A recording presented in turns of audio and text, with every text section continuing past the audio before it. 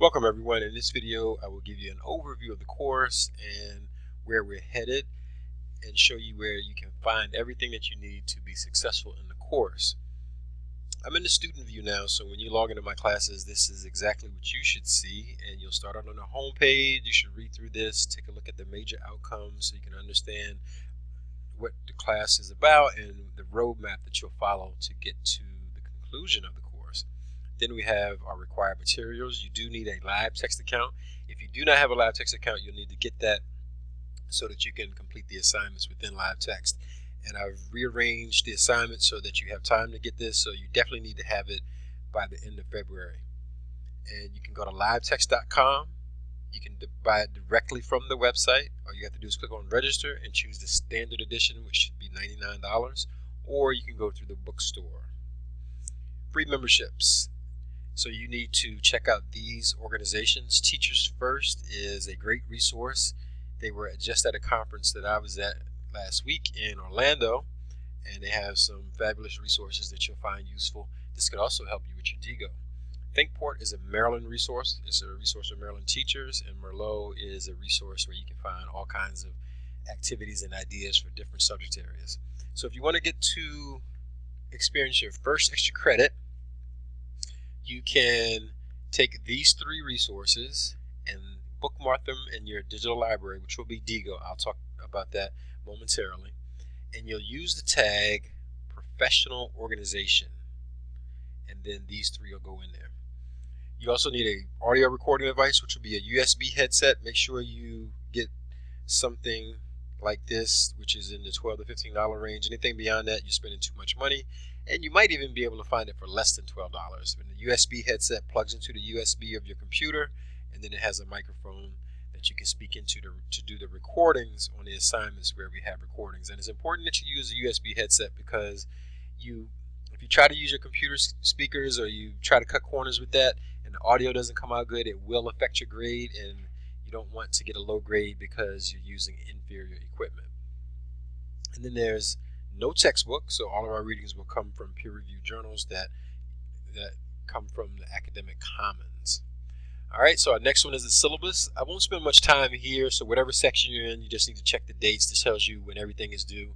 Everything is due by 11:59. There'll be some exceptions to things being due by 11:59 p.m. For example, on the last day in the face-to-face class, you will not be able to submit it late or at night. You'll actually submit it in class or teach your lesson in class, and there'll be a couple of other assignments like that, but other than that, most everything is due by 11:59 p.m. and you'll notice this is the on Mondays in the face-to-face, because we're in section 601. The other sections, these will be Friday dates, so you just need to make sure you check the correct section that you're in. All right, let's go to modules, and in the modules section it may appear like this. So if it's like that, you just click the drop down menu. Course overview we just did. Getting started, you want to go here, and then you want to take a look at the things that you need to do immediately after you watch this video. So you want to go to Wix and create your account. You want to go to DIGO and create your account. And then on the student information form, there's some information that you'll need, and I'll talk about this in another video that shows you how to do Wix and how to use DIGO. And I'll show you where the student information form is momentarily. Assistive technology, this is an article, a very short article you can read, but it'll give you some resources that will allow you to start on your digital library. You'll see what I mean when we get to that part. So let's go back to modules again. And again, in the course information section, you'll see, if you click on this says student information. This is the form that I mentioned. You can complete this by clicking on this link, or you can do it directly from within my classes by scrolling through this form. You'll need your name. You'll need your website address, and I'll show you how to get this in the Wix video.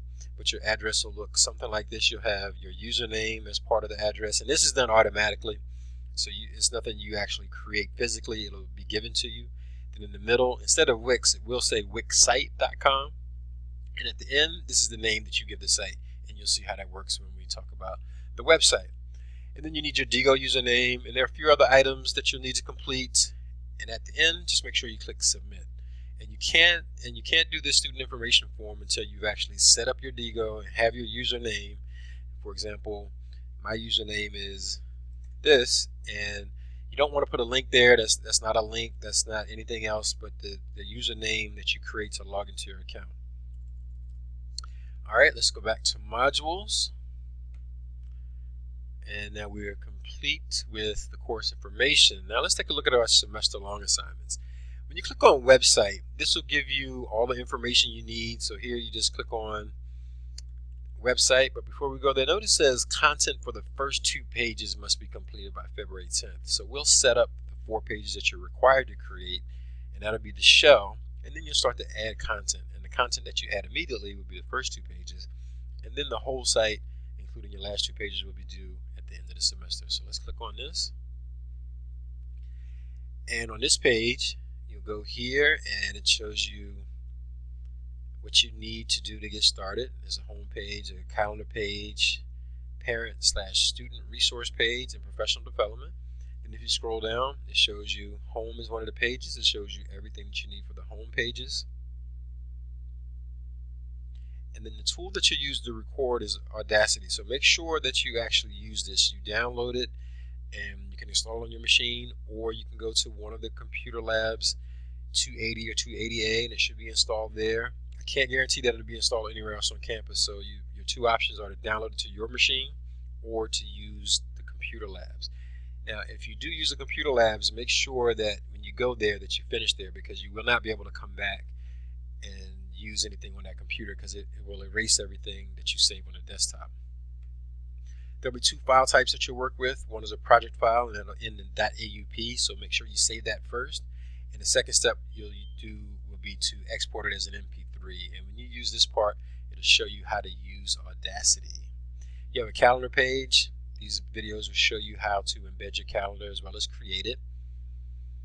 And then you have your parent/student resources. All this information tells you what goes on those pages. Make sure you read those details carefully.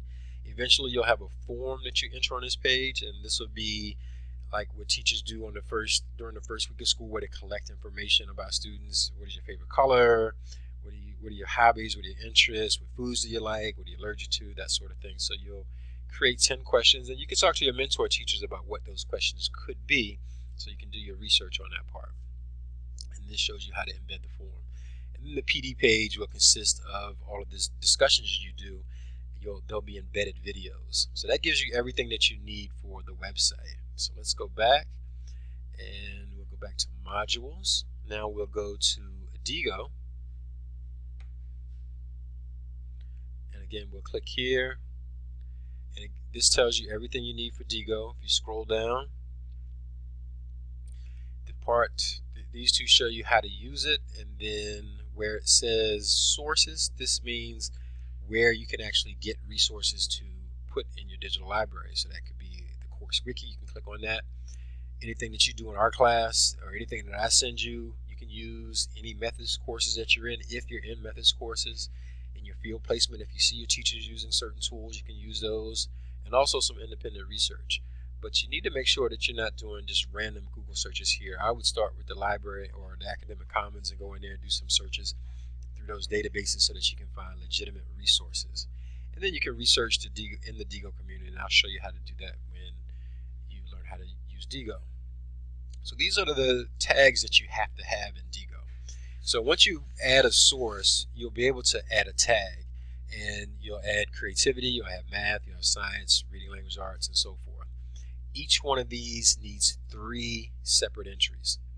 So you need 3 here, 3 here, and so forth. And this will give you a total of 18. Now you need 30 by the end of the semester, so that leaves you with some room to, if you find other resources that don't fit these categories, then you'll create your own tag for those, or you could actually add more to these. So since there's 6 of them, you could put 5 in each. But as long as you have 3, you can put as many as you need to in each one of them. But you need to at least have a minimum of 3 in each one of those. And then there's just some more information. You can read through that part. I won't read those. One thing you want to watch out for is to make sure that you are making entries each week, because what I'll look for is that you started it in February and you have entries every week in February, then March and April, then May. What will cause you to get a low grade is to forget about this, and then in, let's say, March or April, you decide, oh, let me add 20 entries.